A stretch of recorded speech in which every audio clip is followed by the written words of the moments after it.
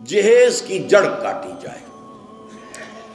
اگرچہ میں نے جو عہد لیا تھا یہ 10 جنوری 1975 کا میرے پاس یہ ایک رقعہ ہے موجود لکھا ہوا، ہمارے ایک ساتھی تنظیم کے ہوتے تھے محمد حنیف ورک، ان کی شادی پر میں نے جو خطبہ دیا تھا، پھر میں نے مسجد خضرا میں لوگوں کو کھڑے ہو کر ہاتھ اٹھوا لیے تھے کہ اس کی پابندی کرنی ہوگی، انہوں نے ہاتھ اٹھائے تھے، اس میں میں نے اس کو شامل نہیں کیا تھا۔ یہ جہیز کا معاملہ جو ہے یہ ذرا ہمارے معاشی نظام کے ساتھ وابستہ ہے، اس میں کوئی ڈیمانڈ اینڈ سپلائی کا معاملہ بھی ہے، یہ آسانی سے ختم ہونے والی لعنت نہیں ہے۔ اس وقت ہم نے صرف ایک پابندی لگائی تھی کہ اس کی نمائش نہ ہو، بلکہ یہ ہے کہ آپ کو جو کچھ دینا ہے 2 دن پہلے بھیج دیجئے لڑکے والے کے، یا 2 دن بعد میں بھیج دیجئے، نمائش نہ ہو کہ غریبوں کو یہ احساس نہ ہو کہ فلاں کی بیٹی تو یہ کچھ لے کر گئی ہے اور یہ کہ میرے پاس کچھ بھی نہیں ہے دینے کے لیے۔ یہ جو احساس محرومی ہے آپ نوٹ کیجئے، میں نے آپ کو بتایا اسراف کہتے ہیں ضرورت کی جگہ پر ضرورت سے زیادہ خرچ کرنے کو، اور تبذیر کہتے ہیں بلا ضرورت خرچ کرنے کو، صرف نمود و نمائش کے لیے، اپنی دولت کے مظاہرے کے لیے، اپنی دولت مندی کی دھوس جمانے کے لیے۔ پوری کوٹھی جو ہے قمقمہ بنی ہوئی ہے، ہر جگہ پر ہر درخت کے ہر پتے کے ساتھ بلب لگا ہوا ہے، معلوم ہو جگمگ جگمگ جگمگ ہو رہی ہے، بڑے عمدہ لباس سفید براق پہنے ہوئے جو بہرے ہیں وہ کھانے ڈشیں لیے ادھر ادھر جا رہے ہیں۔ یہ جو کچھ ہے اسراف، اور اس کے بعد تبذیر کے بارے میں تو فرمایا، اسراف کے لیے تو صرف یہ کہا تسرفو لا تسرفو، اسراف نہ کرو، کلوا واشربوا ولا تسرفوا، کھاؤ پیو اسراف نہ کرو۔ لیکن تبذیر کے بارے میں فرمایا ان المبذرین کانوا اخوان الشیاطین، یہ مبذر جو ہیں یہ تو شیطانوں کے بھائی ہیں۔ کیوں؟ کافی عرصے تک میرا ذہن اس پر اڑا رہا، کیوں تشبیہ دی گئی؟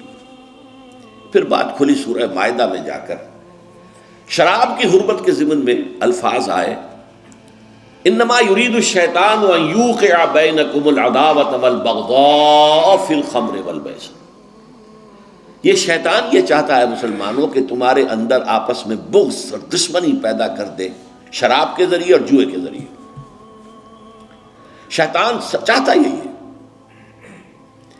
اس شیطان کا حربہ لوگوں کے دلوں کو پھاڑ دینا، کلاس کانشسنس پیدا کر دینا، محرومین اور مترفین کے علیحدہ طبقے ہو جائیں، اور پھر لڑیں گے ٹکرائیں گے پھر۔ اور یہی کام اس میں ہے، جس گھر میں لڑکی کی شادی پر اس طریقے سے پیسہ جو ہے بہایا جا رہا ہے پانی کی طرح، وہاں کوئی شوفر بھی ہے، ان کا ڈرائیور، کوئی پہرے دار بھی ہے، کوئی خانسامہ بھی ہے، اس کی بیٹی بیٹھی ہوئی ہے، بوڑھی ہو رہی ہے، وہ ہاتھ پیلے نہیں کر سکتا، اس کے دل کے جذبات کیا ہوں گے اس وقت؟ کیا یہ اور میں بھائی ہیں آپس میں؟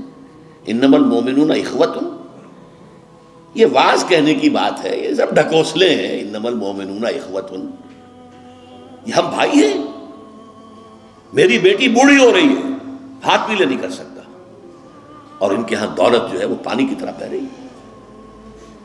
یہ دل پھٹ گئے کہ نہیں؟ یہ طبقاتی شعور ابھرا کہ نہیں؟ ان یوقع بینکم العداوۃ والبغضاء فی الخمر والمیسر، عداوت اور بغض اور دشمنی پیدا کرنے کے۔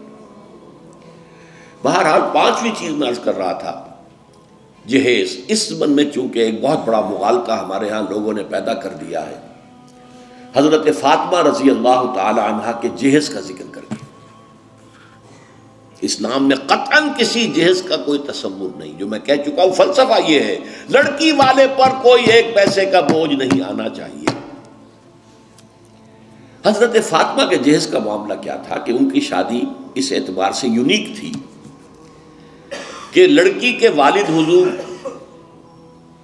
اور لڑکے کے ولی حضور، حضرت علی کا اور کون تھا وہاں؟ اب حضور نے پوچھا، علی تمہارے پاس کچھ ہے مہر دینے کو؟ مہر تو دینا ہوگا نا، مہر تو لازم ہے۔ انہوں نے صاف ہاتھ چھاڑ دیے اپنے کہ میرے پاس تو کچھ بھی نہیں ہے. وہ تو فقراء صحابہ میں سے تھے، جیسا کہ میں نے آپ کو بتایا ابھی. ان کے پاس تو کوئی گھر بھی نہیں تھا. حجرہ بھی ایک انصاری صحابی نے انہیں دیا ہے کہ یہاں آپ اپنی بیوی کو رخصت کرا کے لے آئیں. کہا میرے پاس تو کچھ نہیں. فرمایا تمہارے پاس ایک زرہ ہوتی تھی؟ کہ جی ہاں زرہ تو ہے. انہوں نے کہا اصل میں سمجھا کہ زرہ تو ایک ہتھیار ہے، جہاد کے لیے ہے، وہ کوئی دولت تو نہیں ہے. آپ نے فرمایا جاؤ اسے بیچو یا گروی رکھو، قرض لے کے آؤ، لیکن مہر تو دینا. وہ گئے اپنی زرہ لے کر بازار میں آواز لگائی.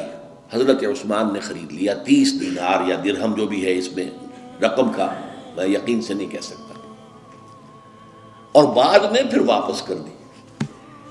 اس وقت اگر ویسے ہی دیتے 30 دینار یا 30 درہم تو حضرت علی کی جو غیرت ہے، خودی ہے، اس پر بوجھ پڑتا کہ اس نے مجھے خیرات دی ہے.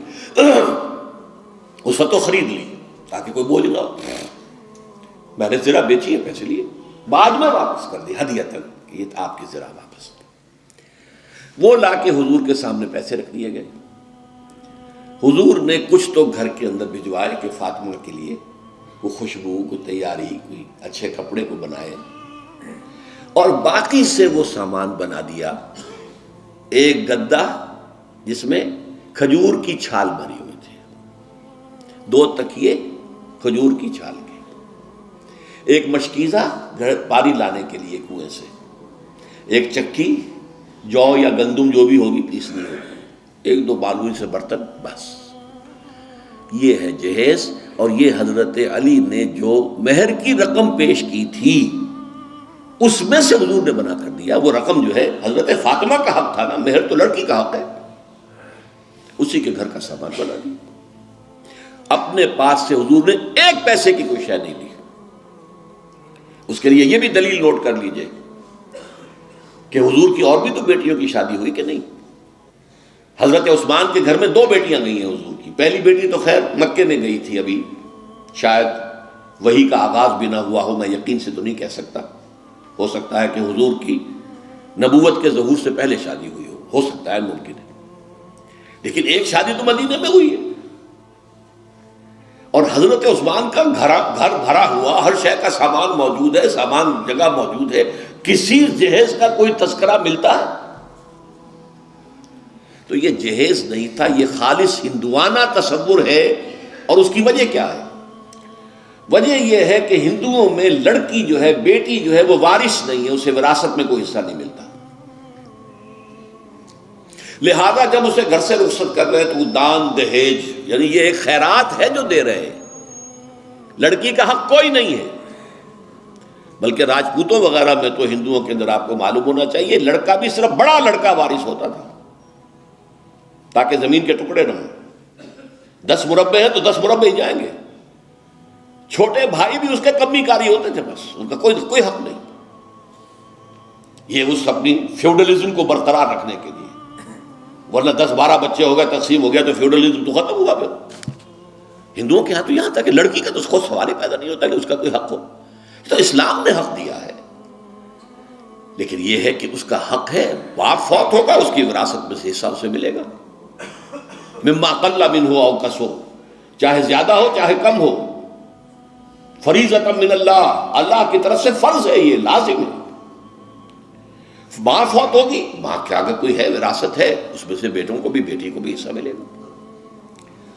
لہذا یہ ہندوانہ تصور جو جہیز کا ہے، ویسے تو یہ کہ سرکاری سطح پر تو اگر اس کی کوئی مہم چلے اور محنت ہو اور جدوجہد ہو تو اس کی جڑ کاٹی جا سکتی ہے.